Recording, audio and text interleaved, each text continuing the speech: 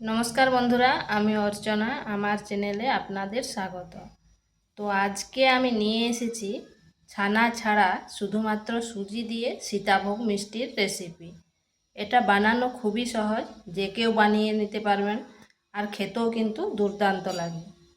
তো চলুন দেখে নেওয়া যাক আমি কিভাবে এই সীতাভোগ মিষ্টি তৈরি করি। এখানে নিয়েছি এক বাটি সুজি, মানে এটা আমার 200 গ্রাম আছে। এরপর সুজিটাকে আমি গুঁড়ো করে নিচ্ছি।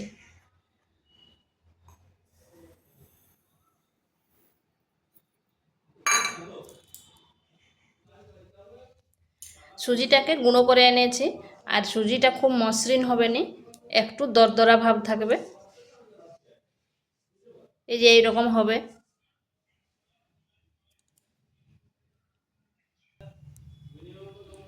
এখানে কড়াই বসিয়েছি আর দিয়ে দিচ্ছি দুধ। এখানে আমি 2 বাটি দুধ দিচ্ছি, মানে 1 বাটি সুজিতে 2 বাটি দুধ।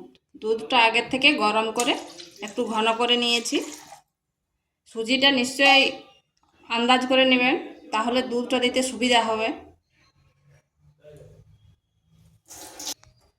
এরপর এখানে দিচ্ছি 1 চিমটে লবণ, আর দিচ্ছি 2 চামচ ঘি। এরপর এটা ভালোভাবে মিশিয়ে নিচ্ছি, আর দুধটাকেও একটু গরম করে নিচ্ছি।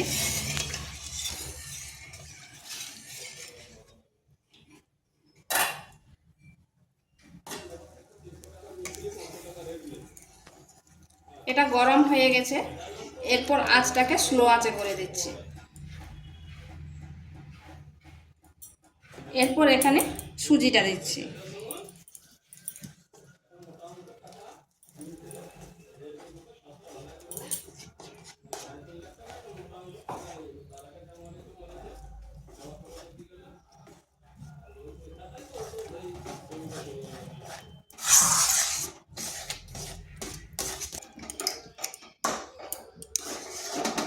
সুজিটাকে এইভাবে নেড়ে চেড়ে একটা ডো তৈরি করতে হবে।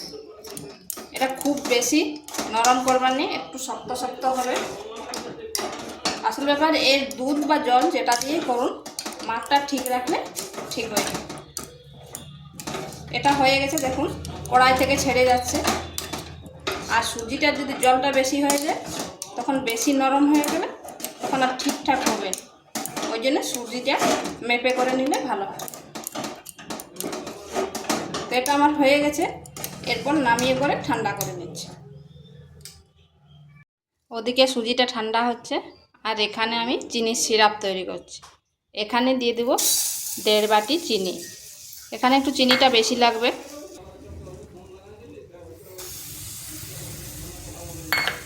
আর দিয়ে দিচ্ছি 1 বাটি জল।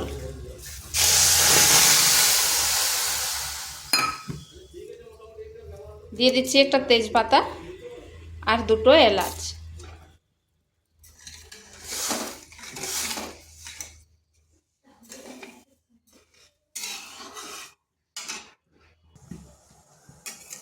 এখানে চিনির সিরাপটা খুব বেশি ঘন করব না, চিনিটা গলে গেলেই হয়ে যাবে।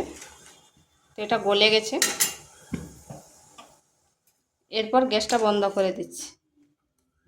দেখুন চিনিটা খুব সুন্দরভাবে গলে গেছে। এরপর এটাকে আমি ঢাকা দিয়ে রেখে দিচ্ছি। ঢাকা দিয়ে রাখলে এটা গরম থাকবে, একটু গরমই দরকার। এটা ঠান্ডা হয়ে গেছে, খুব বেশি ঠান্ডা নেই, মানে উষুম গরম যেন থাকে, না হয় এরকম মাখাবার সময় ঠিক মাখানো হবে না।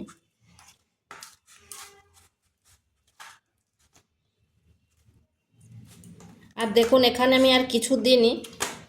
যদি মাপটা ঠিক মতো হয় তাহলে কিন্তু হাতে লাগবে না, আমার হাতে কিন্তু একটুও লাগেনি।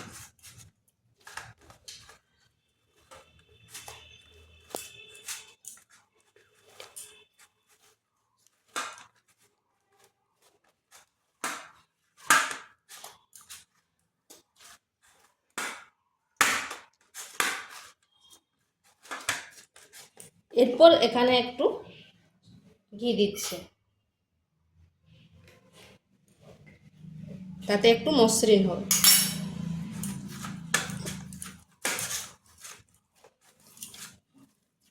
আর এটা খুব ভালোভাবে মাখতে হবে।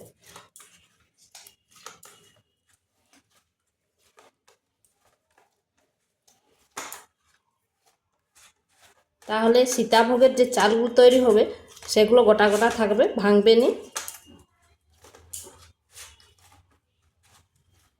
এখানে একটু সময় ধরেই মাখতে হবে। এইভাবে এটাকে একটু ভালো করে মেখে নিয়েছি, দেখুন কতটা স্মুথ হয়েছে।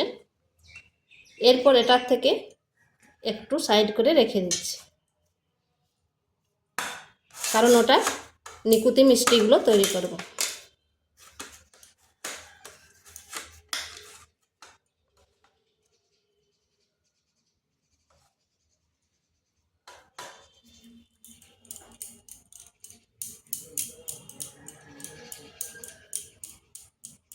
এইভাবে করব, দেখুন এর কোনো দিকে কোনো ফাটল নেই। এইভাবে করে নিচ্ছি সবগুলো। এখানে আমি তেল গরম হতে দিয়েছি, তেলটা গরম করে নিয়েছি। এরপর আঁচটা একবারে স্লো করে দিয়েছি। এরপর একটা গ্রেটার নিয়েছি আর নিয়েছি ওই সুজিটা। এরপর গ্রেটারের সাহায্যে এইভাবে করেছি।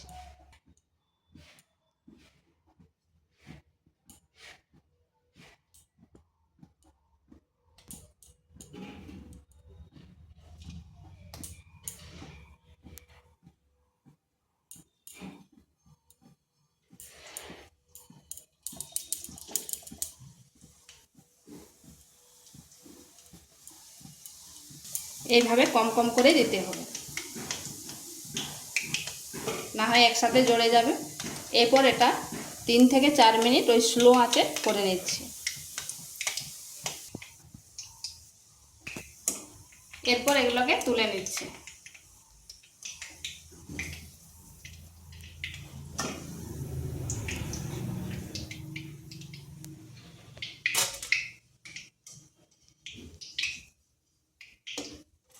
এইভাবে সবগুলোকে ভেজে নিচ্ছি। তো এগুলো আমার হয়ে গেছে, আর দেখুন কত সুন্দর হয়েছে।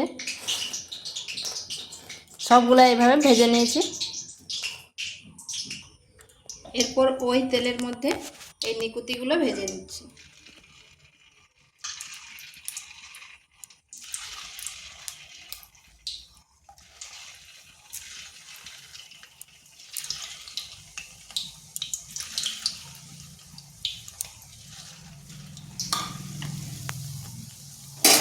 আঁচটা মিডিয়াম আঁচে রাখবো, আর মাঝখানে একবার এইভাবে নেড়ে দেবো, তাহলে নিচে লাগবে না।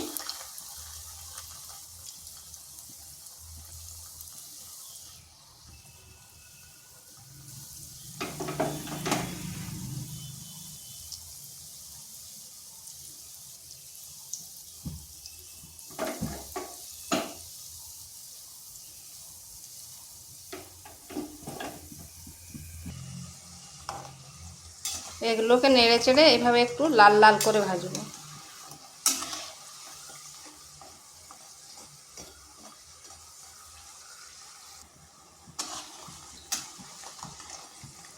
এগুলো এবার লাল লাল হয়ে গেছে। এরপর এগুলোকে তুলে নিচ্ছি, এইভাবে ভেজে নিয়েছি।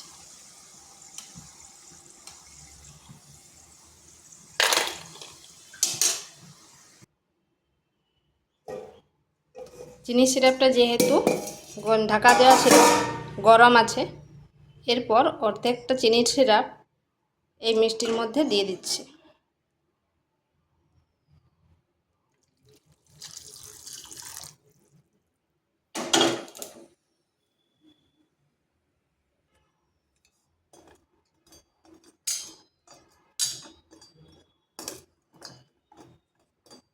একটু নেড়ে নিলাম যাতে পুরো মিষ্টিগুলোর চারপাশটা ভালোভাবে লেগে যায়।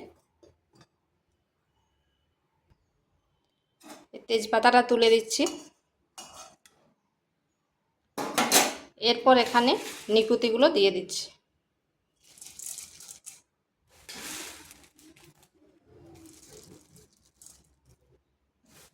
সরি, নিকুতি নয়, এই যে মিহি দানাগুলো আর কি।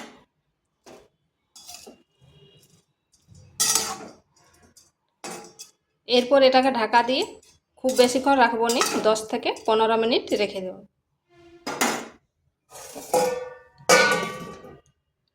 আর এই মিষ্টিগুলোকেও ঢাকা দিয়ে 10 মিনিট রেখে দিচ্ছি। তো 15 মিনিট পর ফিরে আসলাম। এটা কিন্তু খুব বেশিক্ষণ রাখা যাবে না, যেহেতু সুজির তৈরি, তাহলে ঘেঁটে যাবে। আর দেখুন চিনির রসটা পুরোটা টেনে নিয়েছে, আর খুব সুন্দর কিন্তু চিনির রসটা ঢুকে গেছে।